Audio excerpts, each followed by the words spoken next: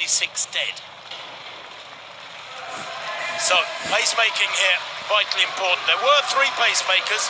Chris Sawinski, along with many other athletes, had dreadful problems with his flights around Europe and couldn't even make it here to this meeting. So there are 2 pacemakers. And Akabash expected to go out in front.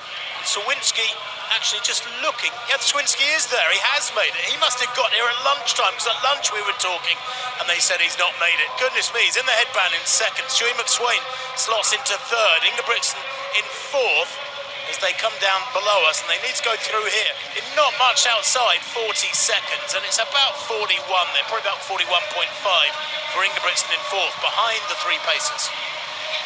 Well, that is a monumental effort from Sawinski to get here. I'm sure Jakob Ingebrigtsen was delighted. At the moment, he's just sitting off this pace ever so slightly. It is quick. They were asked for 55.7 through the first 400 metres. Well, that's what he did when he set that European record, Ingebrigtsen. So he's just sitting off the pace ever so slightly. Bache, Sawinski and McSwain doing a very good job. And your pre-race pick, Azadine Habs, perhaps learning from that experience in Oslo that he can cope with this pace. Frenchman just behind Ingebrigtsen at the moment, just rolling the dice, seeing if he can live with the Norwegian. So a bit of a gap between Ingebrigtsen and the pacemakers. Maybe that 54.62 was a little bit quicker than he would have liked. Akbash pushing on strongly there through 700 metres, 2 laps to run. Sawinski in 2nd now takes over. He's a 1:44 800-metre run. He's Stewie McSwain in 3rd place. Ingebrigtsen just can't get back in contact with them at the moment. And it is Habs tucked in behind him. Bit of a gap behind Habs to 6th place. 1:50.72, Hannah, at 800 metres. And Ingebrigtsen, he's huffing and puffing a little bit. He's pulling himself back towards Stewie McSwain. Everyone's on the lights they're meant to be. The pacemakers are on the pacemaking lights. Ingebrigtsen was on his lights. And now it seems that Ingebrigtsen's pushing forward. He was slightly slower in Lausanne, that 3:28.72. He said after the race he'd gone back into training. He needs to keep topping up that base, that aerobic base and all that endurance as he looks towards Budapest. Going to be running on tired legs today.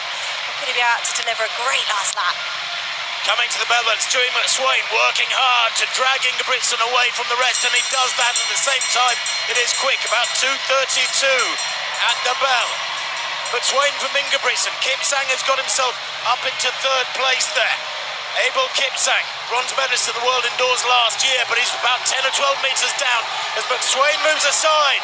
2:46.8 at 1,200 metres, a 56.1 there. Now, when he set the world record, El Garouz ran his last 300 in 39.66.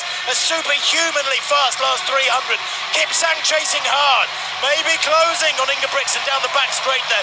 But this is where the Norwegian comes into his own. This last 150, he is so strong.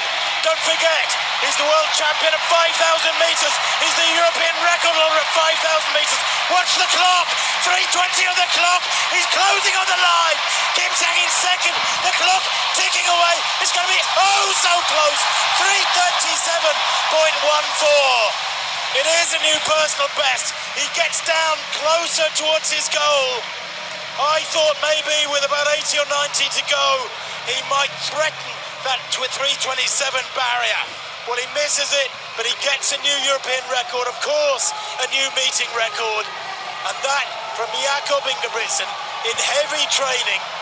He remains unbeaten this year, of course, but that from Jakob Ingebrigtsen, I think, Hannah, makes things quite tantalising, because there's clearly more in the tank for me. Great pacemaking from Akbash and Sawinski and McSwain.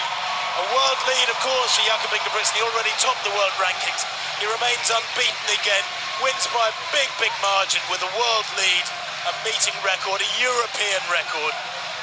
It just leaves you flabbergasted, doesn't it? And it's so gutsy in the last 100. He's streets ahead of everybody else. He's won all his races this season, and he still finds the motivation and the passion to drive into that last 50 metres. And I think that's the tiredest I've seen Ingebrigtsen look this season. He was absolutely delighted in Oslo when he hit that European mark. He was jumping around, of course, in front of a home crowd, and he'll be so chuffed to have beaten that time, to have further lowered the European record. But he looked tired to me, and personal best behind for Kipsang, Chariot, and another national record for Ireland. Andrew Cosgrin, perhaps inspired by Brian Fay, breaking their 5,000 metre mark last night. He's lowered his own record